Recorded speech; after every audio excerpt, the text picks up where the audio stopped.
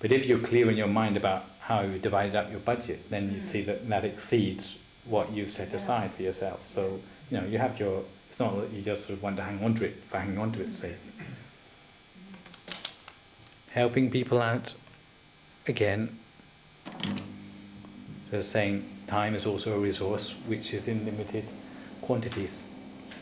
And if one day you happen to be watering your garden and your friend comes out of the house in a fluster and says, "Oh no, the car's broken down, who's going to take my daughter for a piano lesson today?" You say, "Well, I don't mind doing it." So next week she comes back and says, "Would you mind taking her again? You did very well last week." And then it turns out that every week you have to take that daughter for a piano lesson. When did you agree to be the daughter's chauffeur for your neighbour? So again, if you know that there's that possibility of that happening and sort of it becoming something which is commitment without end, then you say that, I'm very happy to do this one time, but I can't promise I'm going to be able to help every week like this, And they won't hold it against you if you say it the first time. But if on the second week, and they say, "Well, you did very well last week," and I say, "Well, look, I'm sorry." Again, the time you say it has a different weight and has a different sort of connotation.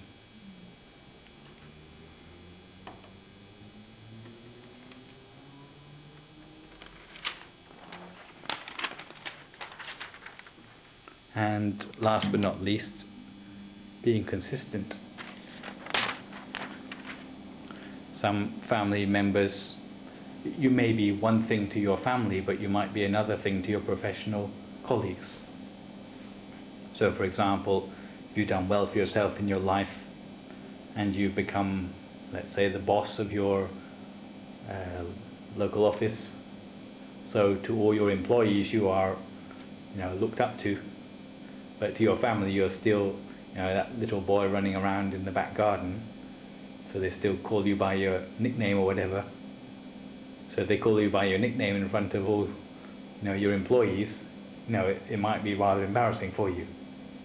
But if family is still family, you would try to take that on board and not be angry with them in spite of the fact that you've lost face in front of all your employees or whatever, because you still have that sense of consistency with your family. You wouldn't let that damage your good relations up to that time with your family. So smooth out the ruffles, as it were, even though you might find it inside you'd like to say a lot more.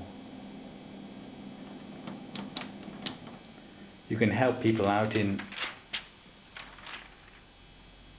material ways, but probably more important than this is to help people out in spiritual ways. And if you have the opportunity or the chance to help even people who are not your close family to become more interested in meditation or in spiritual aspects of life, then that is well worth doing if you have the opportunity. Of course, as with material help, the more well endowed you are with time or resources or whatever, then the more you can afford to do that, the wider your circle of influence will extend.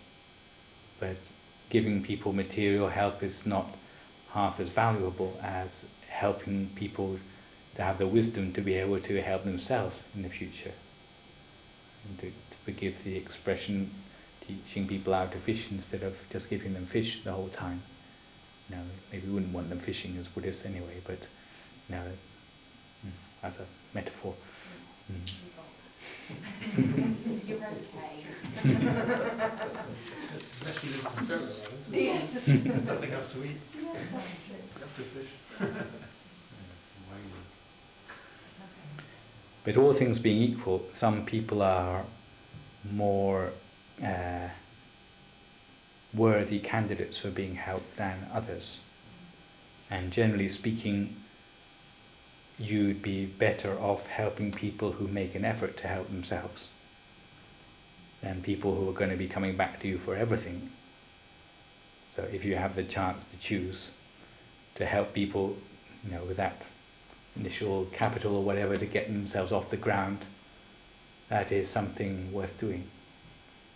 The second thing is to look at the level of virtue of the people who you might be helping.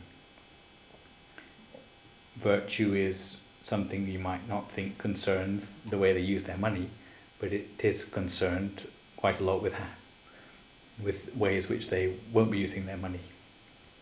If they can channel their resources into something honest and wholesome, then usually that will keep them going better in the long term.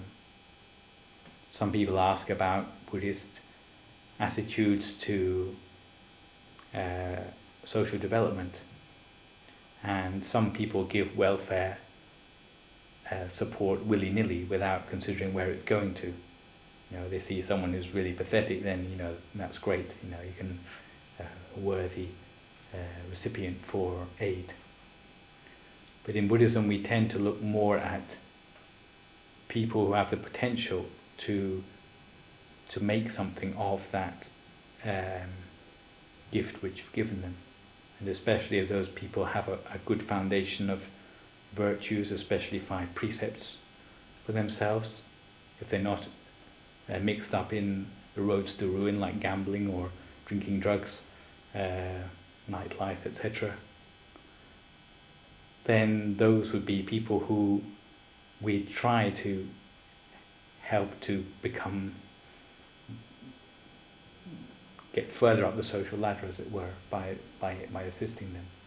So the philosophy behind the assistance wouldn't be just to fill a bottomless pit of people who are unable to get themselves out of poverty, but it would be to be able to make the difference to people who are lacking those resources, to build themselves up into a place where they can help other people in the future as well. So it's not just giving without conditions. Maybe you would say we're being more selective. Yeah, like the discernment we've spoken of in the chapters before at the end of the day. It's like an investment, and wanting interest back and things like that, it's not really something that comes into it. It's not a question of having to sign a contract with someone and punishing them if they don't manage to fulfill it. Yeah. It's a risk for us, but we try to make sure that the risk we take will lead to something. Maybe 10 of the 10 people you give something to, maybe only one will make something out of it. But that at least will make you feel that it's worthwhile. Mm. So next time is the last of this particular grouping, the blessing number 18. And it'll probably be the last time we meet before I have to start traveling, I think. So we'll probably take a convenient break for Easter, but I'll tell you more about that next time. Okay. On Tuesdays we have 2 lessons left. Thank you very much. Thank you.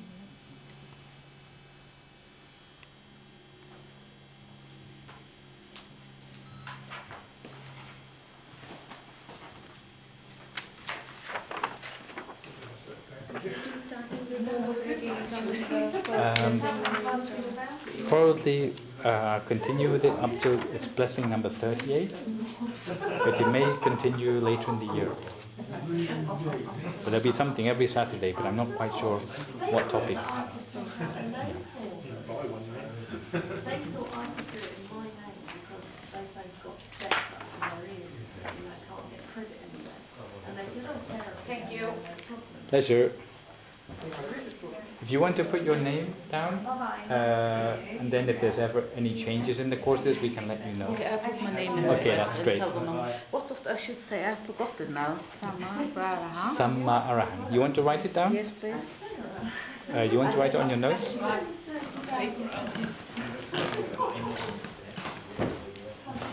no, exactly. I mean, the other thing about it is she said, oh, I'll pay you back over like 50 years. It's like, am I really going to be that stupid? Like, got that stupid look on my hand. My name that best. Adventures. I'd give you a sinner. I'd give you a sinner.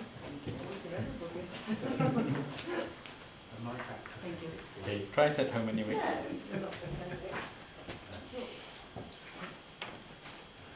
Now you can do, what's it called?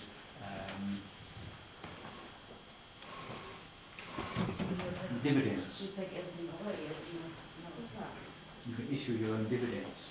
Yeah, that's how I pay myself. I don't have a salary. Just have dividends.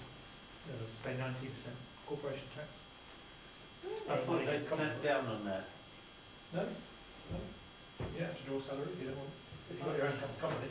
I thought they'd clamped down on all that. He's Oh, probably got a bank account in Switzerland. Yeah. You just need to pay yourself your enough salary to get the national insurance payments up, so you can get your pension when you So retire. you're a tax avoider, are you? No? No, otherwise it wouldn't be here, it'd be in Guernsey or something. I did say Seychelles. It's an incentive to make people run their own business. So I thought they'd stopped all that. you either pay tax on your No, Britain's very good, you know. tax on your gross They income leave lots of to the holes. company, Mm. or you Be pay yourself something, creative. pay income tax. Mm. So, Yeah, it's okay.